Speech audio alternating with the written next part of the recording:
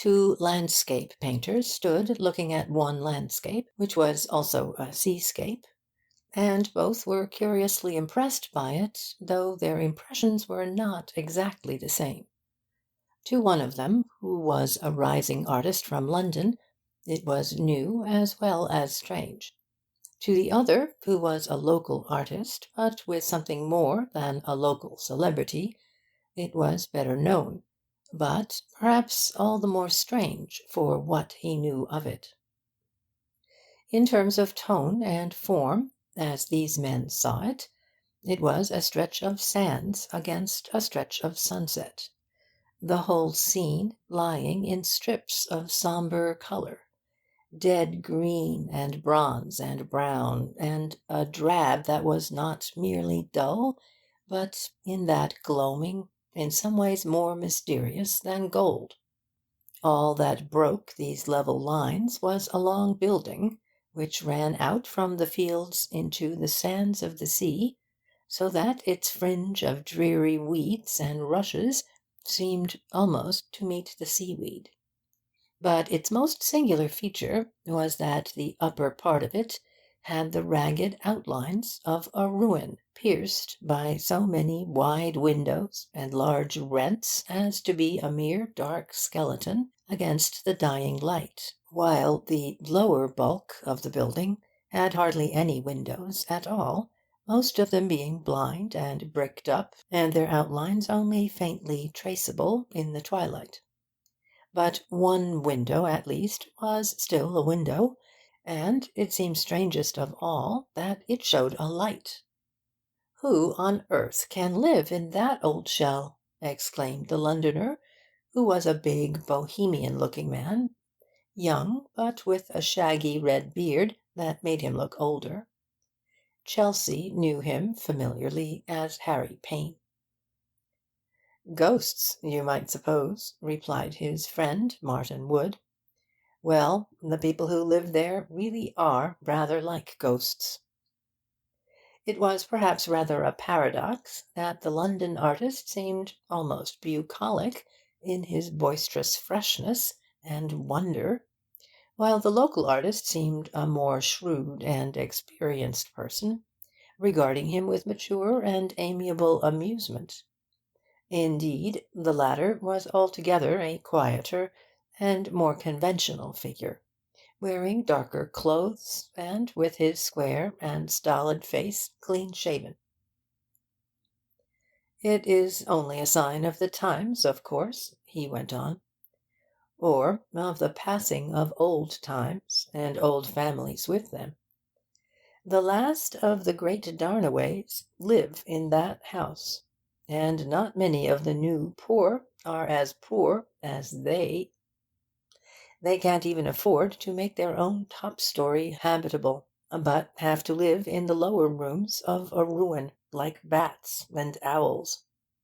Yet they have family portraits that go back to the Wars of the Roses, and the first portrait painting in England, and very fine some of them are. I happen to know because they asked me for my professional advice in overhauling them. There's one of them especially, and one of the earliest, but it's so good that it gives you the creeps." "The whole place gives you the creeps, I should think, by the look of it," replied Payne. "Well," said his friend, "to tell you the truth, it does." The silence that followed was stirred by a faint rustle among the rushes by the moat, and it gave them, rationally enough, a slight nervous start when a dark figure brushed along the bank, moving rapidly and almost like a startled bird. But it was only a man walking briskly, with a black bag in his hand, a man with a long sallow face and sharp eyes that glanced at the Londoner strangely in a slightly darkling and suspicious manner. "It's only Dr. Barnett," said Wood, with a sort of relief. "Good evening, doctor. Are you going up to the house? I hope nobody's ill." "Everybody's always ill in a place like that," growled the doctor. "Only sometimes they're too ill to know it. The very air of the place is a blight and a pestilence. I don't envy the young man from Australia." "And who," asked Payne abruptly and rather absently, "may the young man from Australia be?" "Ah!" snorted the doctor. "Hasn't your friend told you about him? As a matter of fact, I believe he is arriving to-day. Quite a romance, in the old style of melodrama. The heir, back from the colonies to his ruined castle. All complete, even down to an old family compact for his marrying the lady watching in the ivied tower. Queer old stuff, isn't it? But it really happens sometimes. He's even got a little money, which is the only bright spot there ever was in this business." "What does Miss Darnaway herself, in her ivied tower, think of the business?" asked Martin Wood dryly. "What she thinks of everything else by this time," replied the doctor. "They don't think in this weedy old den of superstitions. They only dream and drift. I think she accepts the family contract and the colonial husband as part of the doom of the Darnaways, don't you know? I really think that if he turned out to be a humpbacked negro with one eye and a homicidal mania, she would only think it added a finishing touch, and fit it in with twilight scenery." "You're not giving my friend from London a very lively picture of my friends in the country," said Wood, laughing. "I had intended taking him there to call. No artist ought to miss those Darnaway portraits, if he gets the chance. But perhaps I'd better postpone it, if they're in the middle of the Australian invasion." "Oh, do go in and see them, for the Lord's sake," said Dr. Barnett warmly. "Anything that will brighten their blighted lives will make my task easier. It will need a good many colonial cousins to cheer things up, I should think. And the more the merrier. Come, I'll take you in myself." As they drew nearer to the house, it was seen to be isolated, like an island in a moat of brackish water which they crossed by a bridge. On the other side spread a fairly wide stony floor, or embankment, with great cracks across it, in which little tufts of weed and thorn sprouted here and there. This rock platform looked large and bare in the grey twilight, and Payne could hardly have believed that such a corner of space could have contained so much of the soul of a wilderness. This platform only jutted out on one side, like a giant doorstep, and beyond it was the door, a very low-browed Tudor archway standing open, but dark like a cave. When the brisk doctor led them inside, without ceremony, Payne had, as it were, another shock of depression. He could have expected to find himself mounting to a very ruinous tower by very narrow, winding staircases. But in this case the first steps into the house were actually steps downwards. They went down several short and broken stairways into large twilit rooms, which, but for their lights of dark pictures and dusty bookshelves, might have been the traditional dungeons beneath the castle moat. Here and there a candle in an old candlestick lit up some dusty accidental detail of a dead elegance. But the visitor was not so much impressed or depressed by this artificial light as by the one pale gleam of natural light. As he passed down the long room, he saw the only window in that wall, a curious low oval window of a late 17th century fashion.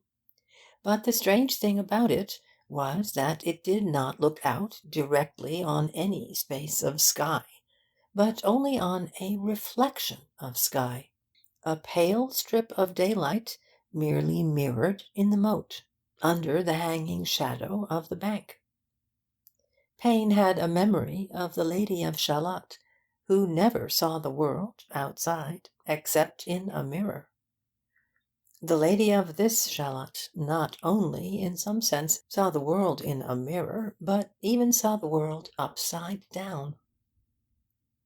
It's as if the house of Darnaway were falling, literally as well as metaphorically, said Wood in a low voice, as if it were sinking slowly into a swamp or a quicksand, until the sea goes over it like a green roof. Even the sturdy Dr. Barnett started a little at the silent approach of the figure that came to receive them. Indeed, the room was so silent that they were all startled to realize that it was not empty.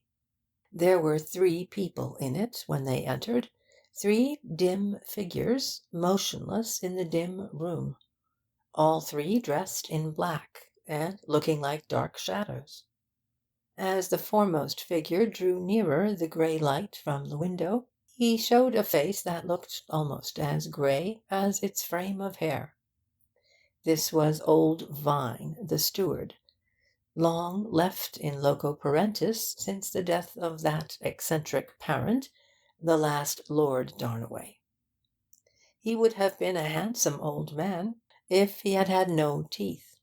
As it was, he had one, which showed every now and then, and gave him a rather sinister appearance. He received the doctor and his friends with a fine courtesy, and escorted them to where the other 2 figures in black were seated. One of them seemed to Payne to give another appropriate touch of gloomy antiquity to the castle by the mere fact of being a Roman Catholic priest, who might have come out of a priest's hole in the dark old days. Payne could imagine him muttering prayers, or telling beads, or tolling bells, or doing a number of indistinct and melancholy things in that melancholy place. Just then he might be supposed to have been giving religious consolation to the lady, but it could hardly be supposed that the consolation was very consoling, or at any rate that it was very cheering. For the rest, the priest was personally insignificant enough, with plain and rather expressionless features. But the lady was a very different matter. Her face was very far from being plain or insignificant. It stood out from the darkness of her dress and hair and background with a pallor that was almost awful, but a beauty that was almost awfully alive. Payne looked at it as long as he dared, and he was to look at it a good deal longer before he died. Wood merely exchanged with his friends such pleasant and polite phrases as would lead up to his purpose of revisiting the portraits. He apologized for calling on the day which he heard was to be one of family welcome, but he was soon convinced that the family was rather mildly relieved to have visitors to distract them or break the shock. He did not hesitate, therefore, to lead Payne through the central reception room into the library beyond, where hung the portrait, for there was one picture he was especially bent on showing, not only as a picture, but almost as a puzzle. The little priest trudged along. He seemed to know something about old pictures, as well as about old prayers. "I'm rather proud of having spotted this," said Wood. "I believe it's a Holbein. If it isn't, there was somebody living in Holbein's time who was as great as Holbein." It was a portrait in the hard but sincere and living fashion of the period, representing a man clad in black, trimmed with gold and fur, with a heavy, full, rather pale face, but watchful eyes. What a pity art couldn't have stopped for ever at just that transition stage, cried Wood, and never transitioned any more. Don't you see it's just realistic enough to be real? Don't you see the face speaks all the more because it stands out from a rather stiffer framework of less essential things? And the eyes are even more real than the face. On my soul, I think the eyes are too real for the face. It's just as if those sly, quick eyeballs were protruding out of a great pale mask. The stiffness extends to the figure a little, I think, said Payne. They hadn't quite mastered anatomy when medievalism ended, at least in the north. That left leg looks to me a good deal out of drawing. I'm not so sure, replied Wood quietly. Those fellows who painted just when realism began to be done, and before it began to be overdone, were often more realistic than we think. They put real details of portraiture into things that are thought merely conventional. You might say this fellow's eyebrows or eye sockets are a little lopsided, but I bet if you knew him you'd find that one of his eyebrows did really stick up more than the other. And I shouldn't wonder if he was lame or something, and that black leg was meant to be crooked. What an old devil he looks! Burst out Payne suddenly. I trust his reverence will excuse my language. I believe in the devil, thank you, said the priest, with an inscrutable face. Curiously enough, there was a legend that the devil was lame. I say, protested Payne, you can't really mean that he was the devil. But who the devil was he? He was the Lord Darnaway under Henry VII and Henry VIII, replied his companion. But there are curious legends about him, too. One of them is referred to in that inscription round the frame, and further developed in some notes left by somebody in a book I found here. They are both rather curious reading. Payne leaned forward, craning his head, so as to follow the archaic inscription round the frame.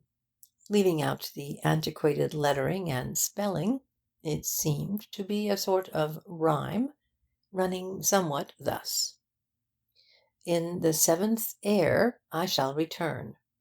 In the seventh hour I shall depart. None in that hour shall hold my hand, and woe to her that holds my heart.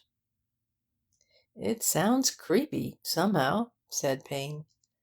But that may be partly because I don't understand a word of it. It's pretty creepy, even when you do, said Wood in a low voice. The record made at a later date, in the old book I found, is all about how this beauty deliberately killed himself in such a way that his wife was executed for his murder. Another note commemorates a later tragedy, 7 successions later, under the Georges, in which another Darnaway committed suicide, having first thoughtfully left poison in his wife's wine.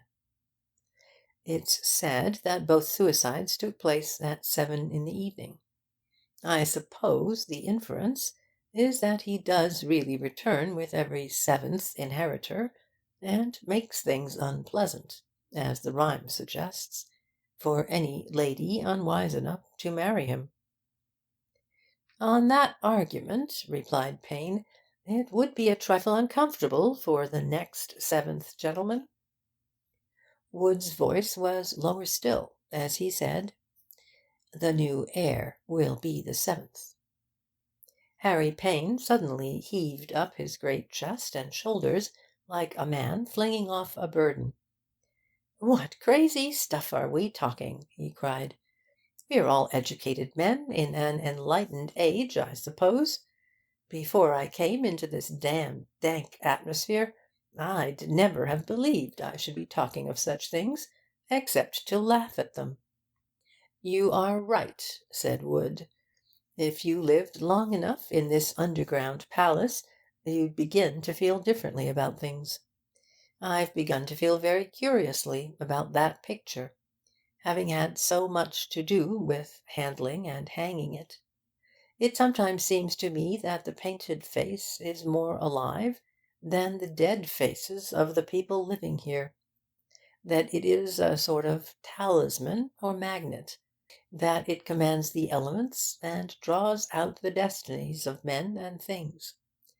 I suppose you would call it very fanciful. "What is that noise?" cried Payne suddenly.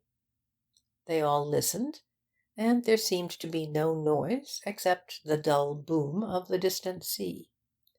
Then they began to have the sense of something mingling with it, something like a voice calling through the sound of the surf, dulled by it at first, but coming nearer and nearer. The next moment they were certain someone was shouting outside in the dusk. Payne turned to the low window behind him and bent to look out. It was the window from which nothing could be seen except the moat with its reflection of bank and sky. But that inverted vision was not the same that he had seen before. From the hanging shadow of the bank in the water depended two dark shadows, reflected from the feet and legs of a figure standing above upon the bank. Through that limited aperture they could see nothing but the two legs black against the reflection of a pale and livid sunset. But somehow that very fact of the head being invisible, as if in the clouds, gave something dreadful to the sound that followed. The voice of a man crying aloud what they could not properly hear or understand. Payne especially was peering out of the little window with an altered face, and he spoke with an altered voice. "How queerly he's standing!" "No, no," said Wood in a soothing sort of whisper. "Things often look like that in reflection. It's the wavering of the water that makes you think that." "Think what?" asked the priest shortly. "That his left leg is crooked." Payne had thought of the oval window as a sort of mystical mirror, and it seemed to him that there were in it other inscrutable images of doom. There was something else beside the figure that he did not understand. Three thinner legs showing in dark lines against the light, as if some monstrous three-legged spider or bird were standing beside the stranger. Then he had the less crazy thought of a tripod, like that of the heathen oracles, and the next moment the thing had vanished, and the legs of the human figure passed out of the picture. He turned to meet the pale face of old Vine, the steward, with his mouth open, eager to speak, and his single tooth showing. "He has come," he said. "The boat arrived from Australia this morning." Even as they went back out of the library into the central salon, they heard the footsteps of the newcomer clattering down the entrance steps, with various items of light luggage trailed behind him. When Payne saw one of them, he laughed with a reaction of relief. His tripod was nothing but the telescopic legs of a portable camera, easily packed and unpacked. And the man who was carrying it seemed, so far, to take on equally solid and normal qualities. He was dressed in dark clothes, but of a careless and holiday sort. His shirt was of grey flannel, and his boots echoed uncompromisingly enough in those still chambers. As he strode forward to greet his new circle, his stride had scarcely more than the suggestion of a limp. But Payne and his companions were looking at his face, and could scarcely take their eyes from it. He evidently felt there was something curious and uncomfortable about his reception, but they could have sworn that he did not himself know the cause of it. The lady, supposed to be in some sense already betrothed to him, was certainly beautiful enough to attract him, but she evidently also frightened him. The old steward brought him a sort of feudal homage, yet treated him as if he were the family ghost. The priest still looked at him with a face which was quite indecipherable, and therefore perhaps all the more unnerving. A new sort of irony, more like the Greek irony, began to pass over Payne's mind. He had dreamed of the stranger as a devil, but it seemed almost worse that he was an unconscious destiny. He seemed to march towards crime with the monstrous innocence of Oedipus. He had approached the family mansion in so blindly buoyant a spirit as to have set up his camera to photograph his first sight of it, and even the camera had taken on the semblance of the tripod of a tragic Pythoness. Payne was surprised, when taking his leave a little while after, at something which showed that the Australian was already less unconscious of his surroundings. He said, in a low voice, "Don't go, or come again soon. You look like a human being. This place fairly gives me the jumps."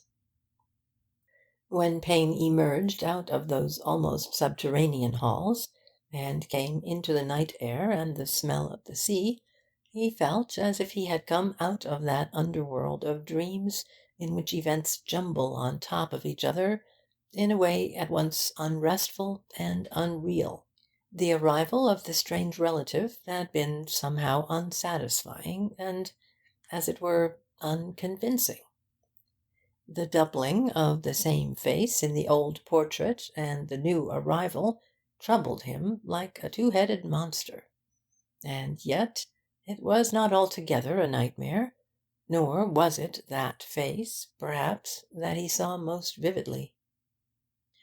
"Did you say," he asked of the doctor, as they strode together across the striped dark sands by the darkening sea, "did you say that the young man was betrothed to Miss Darnaway by a family compact or something? Sounds rather like a novel." "But an historical novel," answered Dr. Barnett. "The Darnaways all went to sleep a few centuries ago, when things were really done that we only read of in romance. Yes, I believe there is some family tradition by which second or third cousins always marry when they stand in a certain relation of age, in order to unite the property. Damned silly tradition, I should say. And if they often married in that fashion, it may account, on principles of heredity, for their having gone so rotten." "I should hardly say," answered Payne, a little stuffily, "that they had all gone rotten." "Well," replied the doctor, "the young man doesn't look rotten, of course, though he's certainly lame." "The young man?" cried Payne, who was suddenly and unreasonably angry. "Well, if you think the young lady looks rotten, I think it's you who have rotten taste." The doctor's face grew dark and bitter. "I fancy I know more about it than you do," he snapped. They completed the walk in silence, each feeling that he had been irrationally rude, and had suffered equally irrational rudeness. And Payne was left to brood alone on the matter, for his friend Wood had remained behind to attend to some of his business in connection with the pictures. Payne took very full advantage of the invitation extended by the colonial cousin, who wanted somebody to cheer him up. During the next few weeks he saw a good deal of the dark interior of the Darnaway home, though it might be said that he did not confine himself entirely to cheering up the colonial cousin. The lady's melancholy was of longer standing, and perhaps needed more lifting. Anyhow, he showed a laborious readiness to lift it. He was not without a conscience, however, and the situation made him doubtful and uncomfortable. Weeks went by, and nobody could discover from the demeanour of the new Darnaway whether he considered himself engaged according to the old compact or no. He went mooning about the dark galleries, and stood staring vacantly at the dark and sinister picture. The shades of that prison-house were certainly beginning to close on him, and there was little of his Australian assurance left. But Payne could discover nothing upon the point that concerned him most. Once he attempted to confide in his friend Martin Wood, as he was pottering about in his capacity of picture-hanger, but even out of him he got very little satisfaction. "It seems to me you can't butt in," said Wood shortly, "because of the engagement." "Of course I shan't butt in if there's an engagement," retorted his friend. "But is there? I haven't said a word to her, of course, but I've seen enough of her to be pretty certain she doesn't think there is, even if she thinks there may be. He doesn't say there is, or even hints that there ought to be. It seems to me this shilly-shallying is rather unfair on everybody." "Especially on you, I suppose," said Wood, a little harshly. "But if you ask me, I'll tell you what I think. I think he's afraid." "Afraid of being refused?" "No, afraid of being accepted," answered the other. "Don't bite my head off. I don't mean afraid of the lady. I mean afraid of the picture." "Afraid of the picture?" repeated Payne. "I mean afraid of the curse," said Wood. "Don't you remember the rhyme about the Darnaway doom falling on him and her?" "Yes, but look here," cried Payne, "even the Darnaway doom can't have it both ways. You tell me first that I mustn't have my own way because of the compact, and then that the compact mustn't have its own way because of the curse. But if the curse can destroy the compact, why should she be tied to the compact? If they're frightened of marrying each other, they're free to marry anybody else, and there's an end of it. Why should I suffer for the observance of something they don't propose to observe? It seems to me your position is very unreasonable." "Of course, it's all a tangle," said Wood rather crossly, and went on hammering at the frame of a canvas. Suddenly, one morning, the new air broke his long and baffling silence. He did it in a curious fashion, a little crude, as was his way, but with an obvious anxiety to do the right thing. He asked frankly for advice, not of this or that individual, as Payne had done, but collectively, as of a crowd. When he did speak, he threw himself on the whole company like a statesman going to the country. He called it a showdown. Fortunately, the lady was not included in this large gesture, and Payne shuddered when he thought of her feelings. But the Australian was quite honest. He thought the natural thing was to ask for help and for information, calling a sort of family council at which he put his cards on the table. It might be said that he flung down his cards on the table, for he did it with rather a desperate air, like one who had been harassed for days and nights by the increasing pressure of a problem. In that short time, the shadows of that place of low windows and sinking pavements had curiously changed him, and increased a certain resemblance that crept through all their memories. The five men, including the doctor, were sitting round a table, and Payne was idly reflecting that his own light tweeds and red hair must be the only colours in the room, for the priest and the steward were in black, and Wood and Darnaway habitually wore dark grey suits that looked almost like black. Perhaps this incongruity had been what the young man had meant by calling him a human being. At that moment the young man himself turned abruptly in his chair and began to talk. A moment after, the dazed artist knew that he was talking about the most tremendous thing in the world. "Is there anything in it?" he was saying. "That is what I've come to asking myself till I'm nearly crazy.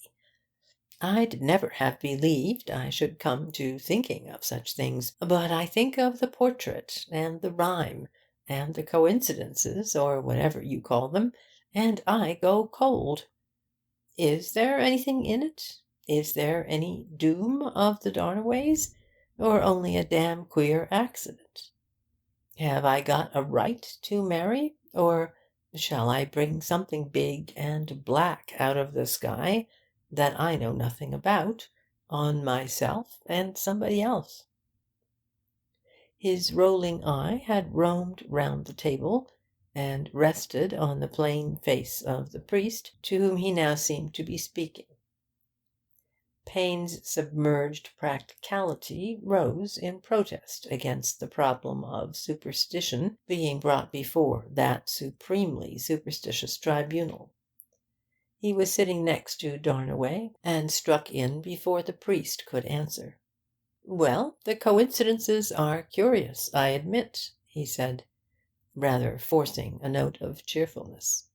"But surely we—" And then he stopped as if he had been struck by lightning, for Darnaway had turned his head sharply over his shoulder at the interruption, and with the movement his left eyebrow jerked up far above its fellow, and for an instant the face of the portrait glared at him with a ghastly exaggeration of exactitude. The rest saw it, and all had the air of having been dazzled by an instant of light. The old steward gave a hollow groan. "It is no good," he said hoarsely. "We are dealing with something too terrible." "Yes," assented the priest in a low voice, "we are dealing with something terrible. With the most terrible thing I know. And the name of it is nonsense." "What did you say?" said Darnaway, still looking towards him. "I said nonsense," repeated the priest. "I have not said anything in particular up to now, for it was none of my business. I was only taking temporary duty in the neighbourhood, and Miss Darnaway wanted to see me. But since you're asking me personally and point blank, why, it's easy enough to answer. Of course, there's no doom of the Darnaways to prevent your marrying anybody you have any decent reason for marrying. A man isn't fated to fall into the smallest venial sin, let alone into crimes like suicide and murder. You can't be made to do wicked things against your will because your name is Darnaway, any more than I can because my name is Brown. The doom of the Browns," he added with relish. "The weird of the Browns would sound even better." "And you, of all people," repeated the Australian, staring, "tell me to think like that about it?" "I tell you to think about something else," replied the priest cheerfully. "What has become of the rising art of photography? How is the camera getting on?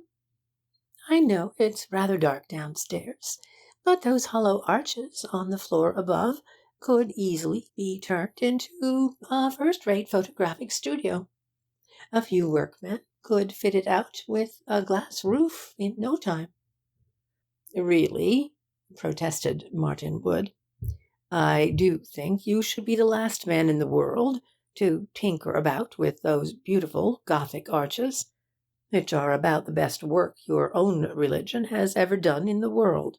I should have thought you'd have had some feeling for that sort of art, but I can't see why you should be so uncommonly keen on photography."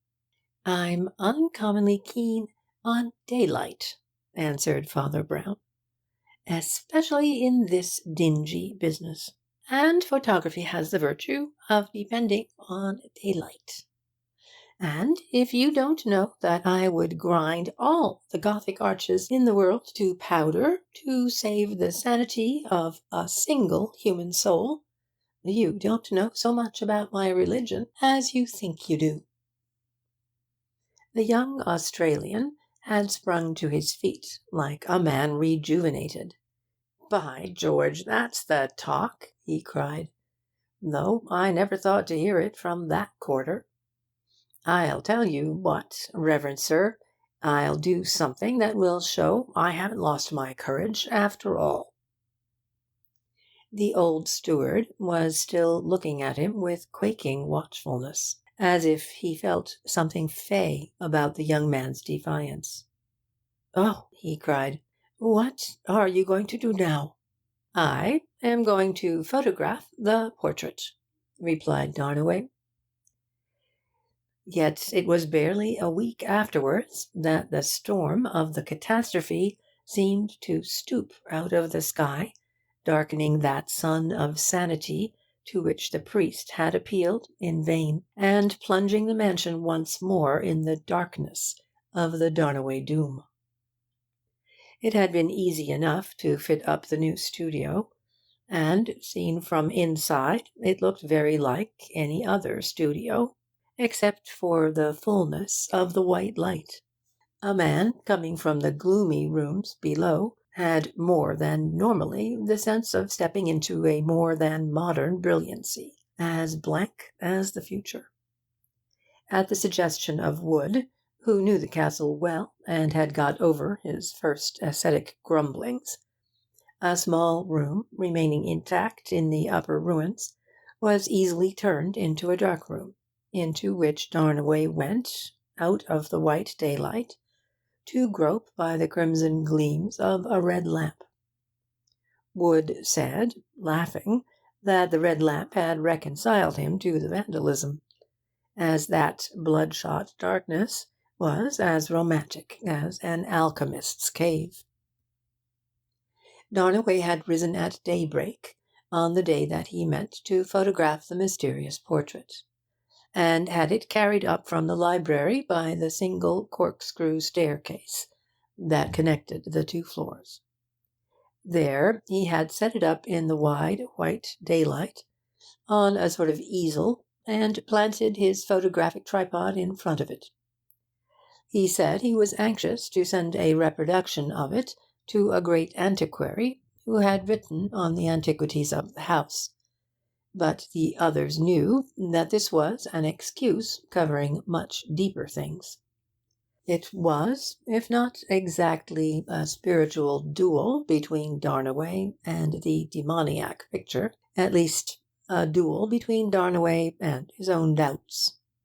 He wanted to bring the daylight of photography face to face with that dark masterpiece of painting, and to see whether the sunshine of the new art would not drive out the shadows of the old.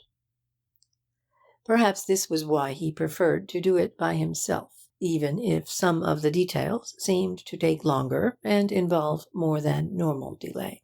Anyhow, he rather discouraged the few who visited his studio during the day of the experiment, and who found him focusing and fussing about in a very isolated and impenetrable fashion. The steward had left a meal for him, as he refused to come down. The old gentleman also returned some hours afterwards, and found the meal more or less normally disposed of. But when he brought it, he got no more gratitude than a grunt. Payne went up once to see how he was getting on, but finding the photographer disinclined for conversation, came down again. Father Brown had wandered that way in an unobtrusive style to take Darnaway a letter from the expert to whom the photograph was to be sent. But he left the letter on a tray, and whatever he thought of that great glass house full of daylight and devotion to a hobby, a world he had himself in some sense created, he kept it to himself and came down. He had reason to remember very soon that he was the last to come down the solitary staircase connecting the floors, leaving a lonely man and an empty room behind him. The others were standing in the salon that led into the library, just under the great black ebony clock that looked like a Titanic coffin. "How was Darnaway getting on?" asked Payne a little later, "when you last went up?" The priest passed a hand over his forehead. "Don't tell me I'm getting psychic," he said with a sad smile. "I believe I'm quite dazzled with the daylight up in that room, and couldn't see things straight. Honestly, I felt for a flash as if there were something uncanny about Darnaway's figure standing before that portrait." "Oh, that's the lame leg," said Barnet promptly. "We know all about that." "Do you know," said Payne abruptly, but lowering his voice, "I don't think we do know all about it, or anything about it. What's the matter with his leg? What was the matter with his ancestor's leg?" "Oh, there's something about that in the book I was reading in there in the family archives," said Wood. "I'll fetch it for you."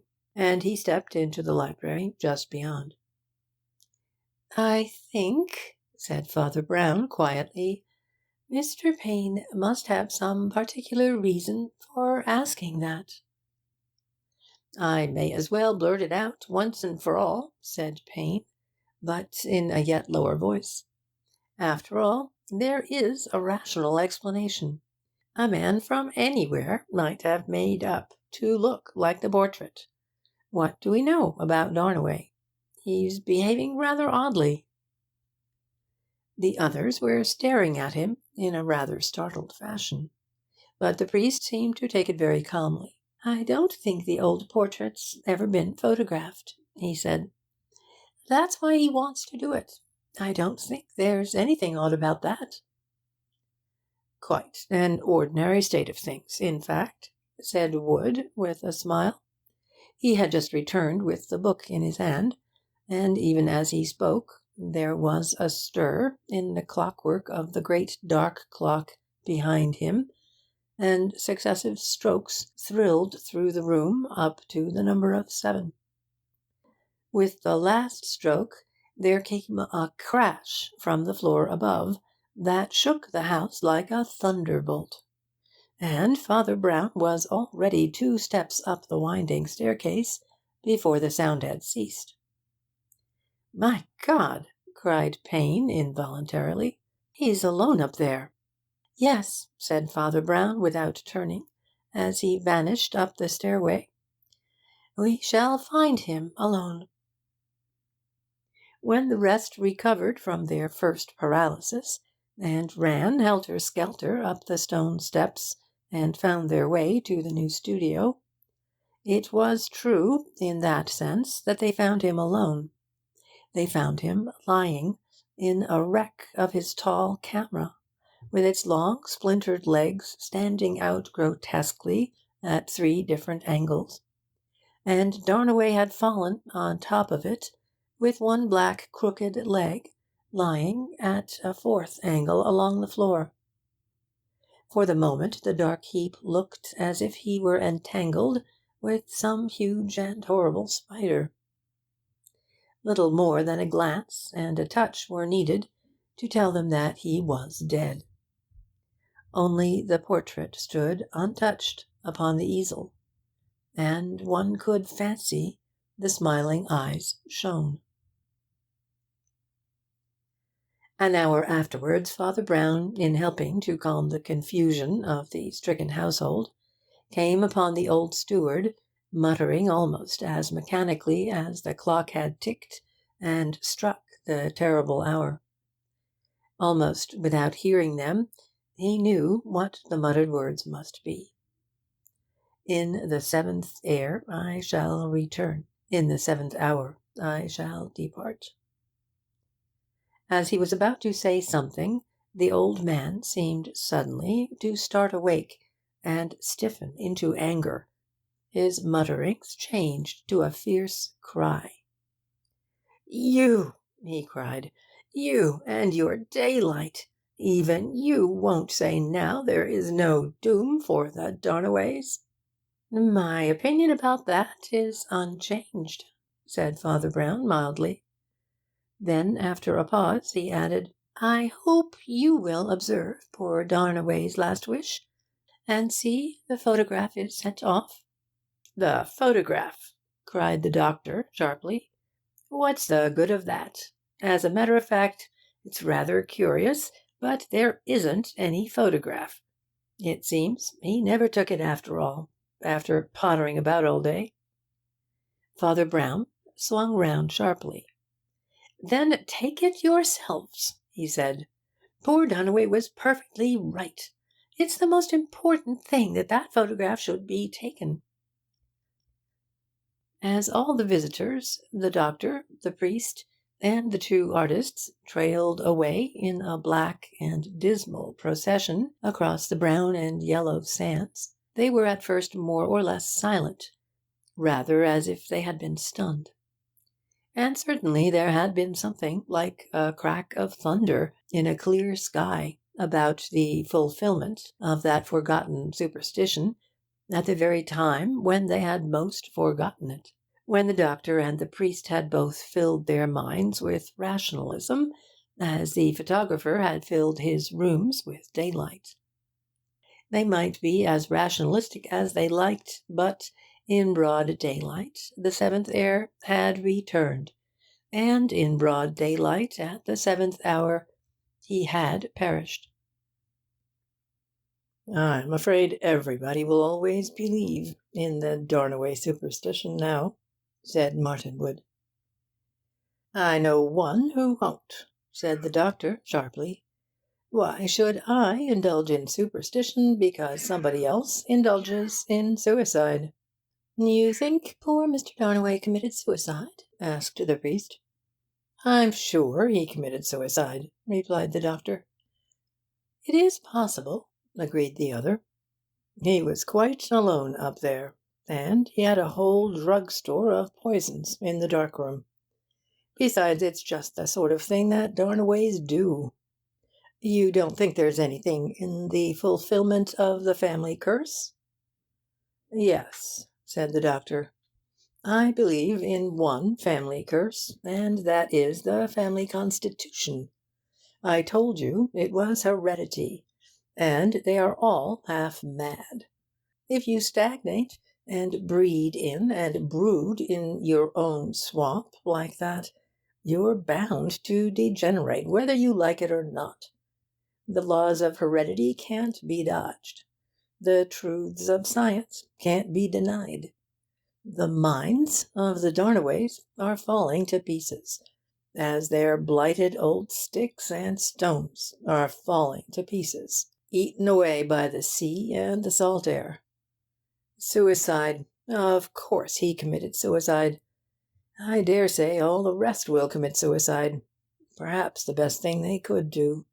As the man of science spoke, there sprang, suddenly and with startling clearness, into Payne's memory the face of the daughter of the Darnaways, a tragic mask, pale against an unfathomable blackness, but itself of a blinding and more than mortal beauty. He opened his mouth to speak, and found himself speechless. "I see," said Father Brown to the doctor. "So you do believe in the superstition, after all." "What do you mean, believe in the superstition? I believe in the suicide as a matter of scientific necessity." "Well," replied the priest, "I don't see a pin to choose between your scientific superstition and the other magical superstition. They both seem to end in turning people into paralytics who can't move their own legs or arms, or save their own lives or souls. The rhyme said it was the doom of the Darnaways to be killed, and the scientific textbook says it is the doom of the Darnaways to kill themselves. Both ways they seem to be slaves." But I thought you said you believed in rational views of these things, said Dr. Barnett. Don't you believe in heredity? I said I believed in daylight, replied the priest, in a loud and clear voice. And I won't choose between two tunnels of subterranean superstition that both end in the dark. And the proof of it is this, that you are all entirely in the dark about what really happened in that house. Do you mean about the suicide? Asked Payne. I mean about the murder, said Father Brown, and his voice, though only slightly lifted to a louder note, seemed somehow to resound over the whole shore. It was murder, but murder is of the will, which God made free. What the other said at that moment in answer to it, Payne never knew, for the word had a rather curious effect on him, stirring him like the blast of a trumpet, and yet bringing him to a halt. He stood still in the middle of the sandy waste, and let the others go on in front of him. He felt the blood crawling through all his veins, and the sensation that is called the hair standing on end. And yet he felt a new and unnatural happiness, a psychological process too quick and too complicated for himself to follow, had already reached a conclusion that he could not analyze. But the conclusion was one of relief. After standing still for a moment, he turned and went back slowly across the sands to the house of the Darnaways. He crossed the moat with a stride that shook the bridge, descended the stairs, and traversed the long rooms with a resounding tread till he came to the place where Adelaide Darnaway sat, haloed with the low light of the oval window, almost like some forgotten saint left behind in the land of death. She looked up, and an expression of wonder made her face yet more wonderful. "What is it?" she said. "Why have you come back?" "I have come for the Sleeping Beauty," he said, in a tone that had the resonance of a laugh. "This old house went to sleep long ago, as the doctor said, but it is silly for you to pretend to be old. Come up into the daylight, and hear the truth. I have brought you a word. It is a terrible word, but it breaks the spell of your captivity." She did not understand a word he said, but something made her rise and let him lead her down the long hall and up the stairs and out under the evening sky. The ruins of a dead garden stretched towards the sea, and an old fountain, with the figure of a Triton, green with rust, remained poised there, pouring nothing out of a dried horn into an empty basin. He had often seen that desolate outline against the evening sky as he had passed, and it had seemed to him a type of fallen fortunes in more ways than one. Before long, doubtless, those hollow fonts would be filled, but it would be with the pale green bitter waters of the sea, and the flowers would be drowned and strangled in seaweed.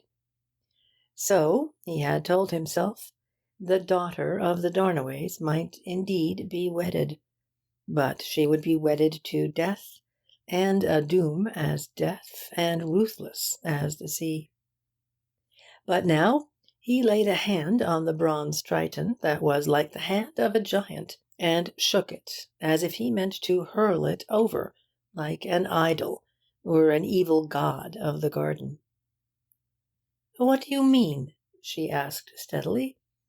"What is this word that will set us free?" "The word is murder," he said, "and the freedom it brings is as fresh as the flowers of spring. No, I do not mean I have murdered anybody, but the fact that anybody can be murdered is itself good news after the evil dreams you have been living in. Don't you understand? In that dream of yours Everything that happened to you came from inside you. The doom of the Darnaways was stored up in the Darnaways. It unfolded itself like a horrible flower. There was no escape, even by happy accident. It was all inevitable, whether it was Vine and his old wives' tales, or Barnet and his new-fangled heredity. But this man who died was not the victim of a magic curse or an inherited madness. He was murdered, and for us that murder is simply an accident. Yes, requiescat in pace, but a happy accident. It is a ray of daylight, because it comes from outside. She suddenly smiled. Yes, I believe I understand. I suppose you are talking like a lunatic, but I understand. But who murdered him? I do not know, he answered calmly. But Father Brown knows. And, as Father Brown says, murder is at least done by the free will, free as that wind from the sea. Father Brown is a wonderful person, she said after a pause. He was the only person who ever brightened my existence in any way, until— Until what? Asked Payne, and made a movement almost impetuous, leaning towards her, and thrusting away the bronze monster so that it seemed to rock on its pedestal. Well, until you did, she said, and smiled again. So was the sleeping palace awakened, and it is no part of this story to describe the stages of its awakening, though much of it had come to pass before the dark of that evening had fallen upon the shore. As Harry Payne strode homewards once more across those dark sands that he had crossed in so many moods, he was at the highest turn of happiness that is given in this mortal life, and the whole Red Sea within him was at the top of its tide. He would have had no difficulty in picturing all that place again in flower, and the bronze Triton bright as a golden god, and the fountain flowing with water or with wine. But all this brightness and blossoming had been unfolded for him by the one word, murder, and it was still a word that he did not understand. He had taken it on trust, and he was not unwise, for he was one of those who have a sense of the sound of truth. It was more than a month later that Payne returned to his London house to keep an appointment with Father Brown, taking the required photograph with him.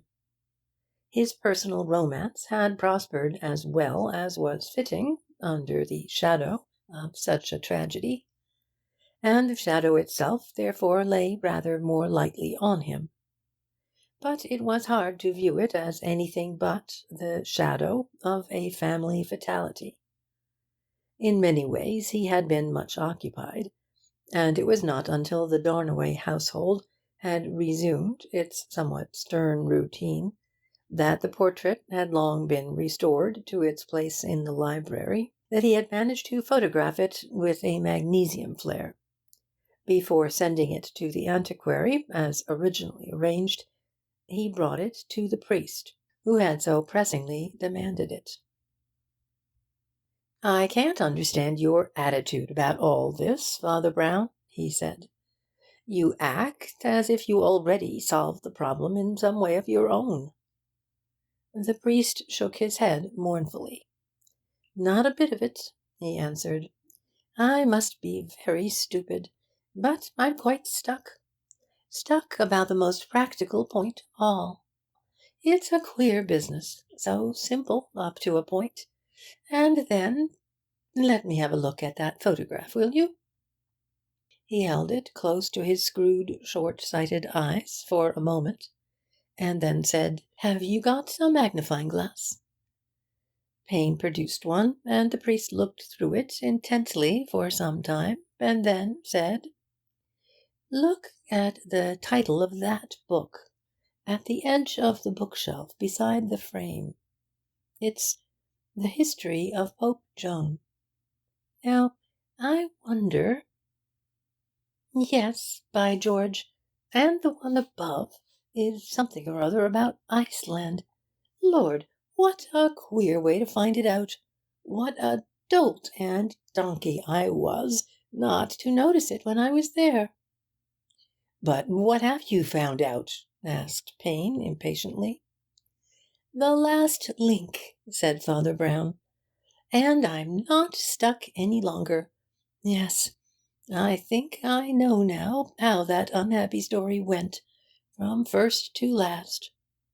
But why? Insisted the other. Why, because, said the priest with a smile, the Darnaway library contained books about Pope Joan and Iceland, not to mention another, I see, with the title beginning The Religion of Frederick, which is not so very hard to fill up. Then, seeing the other's annoyance, his smile faded, and he said more earnestly, as a matter of fact, this last point, though it is the last link, is not the main business. There were much more curious things in the case than that. One of them is rather a curiosity of evidence. Let me begin by saying something that may surprise you. Darnaway did not die at 7 o'clock that evening. He had been already dead for a whole day. Surprise is rather a mild word, said Payne grimly, since you and I both saw him walking about afterwards. No, we did not, replied Father Brown quietly. I think we both saw him, or thought we saw him, fussing about with the focusing of his camera. Wasn't his head under that black cloak when you passed through the room?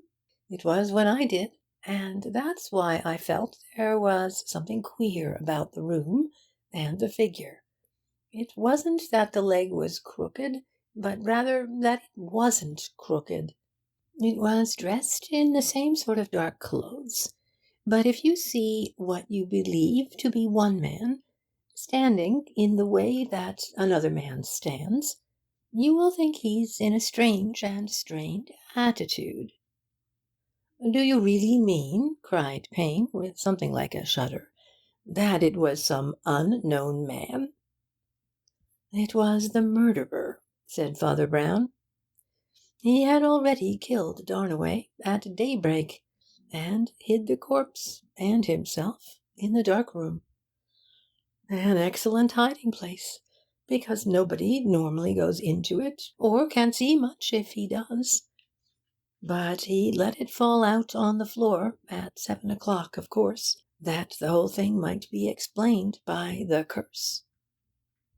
But I don't understand, observed Payne. Why didn't he kill him at 7 o'clock, then, instead of loading himself with a corpse for 14 hours? Let me ask you another question, said the priest. Why was there no photograph taken? Because the murderer made sure of killing him when he first got up and before he could take it. It was essential to the murderer to prevent that photograph reaching the expert on the Darnaway antiquities. There was a sudden silence for a moment, and then the priest went on in a lower tone. Don't you see how simple it is? Why, you yourself saw one side of the possibility. But it's even simpler than you thought. You said a man might be faked to resemble an old picture. Surely it's simpler that a picture should be faked to resemble a man. In plain words, it's true, in a rather special way, that there was no doom of the Darnaways. There was no old picture. There was no old rhyme. There was no legend of a man who caused his wife's death. But there was a very wicked and a very clever man who was willing to cause another man's death in order to rob him of his promised wife. The priest suddenly gave Payne a sad smile, as if in reassurance. "For the moment I believe you thought I meant you," he said. "But you were not the only person who haunted that house for sentimental reasons. You know the man, or rather, you think you do. But there were depths in the man called Martin Wood, artist and antiquary, which none of his mere artistic acquaintances were likely to guess. Remember that he was called in to criticize and catalogue the pictures. In an aristocratic dust-bin of that sort, that practically means simply to tell the Darnaways what art treasures they had got. They would not be surprised at things turning up they had never noticed before. It had to be done well, and it was. Perhaps he was right when he said that if it wasn't Holbein, it was somebody of the same genius." "I feel rather stunned," said Payne. "And there are 20 things I don't see yet. How did he know what Darnaway looked like? How did he actually kill him?" "I saw a photograph the lady had, which the Australian sent on before him," said the priest. "And there are several ways in which he could have learned things when the new heir was once recognized. We may not know these details, but they are not difficulties. You remember he used to help in the dark room? It seems to me an ideal place, say, to prick a man with a poisoned pin, with the poisons all handy. No, I say these were not difficulties. The difficulty that stumped me was how Wood could be in two places at once. How could he take the corpse from the dark room and prop it against the camera so that it would fall in a few seconds without coming downstairs when he was in the library looking at a book? And I was such a fool that I never looked at the books in the library. And it was only in this photograph, by very undeserved good luck, that I saw the simple fact of a book about Pope Joan." "You've kept your best riddle for the end," said Payne grimly. "What on earth can Pope Joan have to do with it?" "Don't forget the book about the something of Iceland," advised the priest, "or the religion of somebody called Frederick. It only remains to ask, what sort of man was the late Lord Darnaway?" "Oh, does it?" observed Payne heavily. "He was a cultivated, humorous sort of eccentric, I believe," went on Father Brown. "Being cultivated, he knew there was no such person as Pope Joan.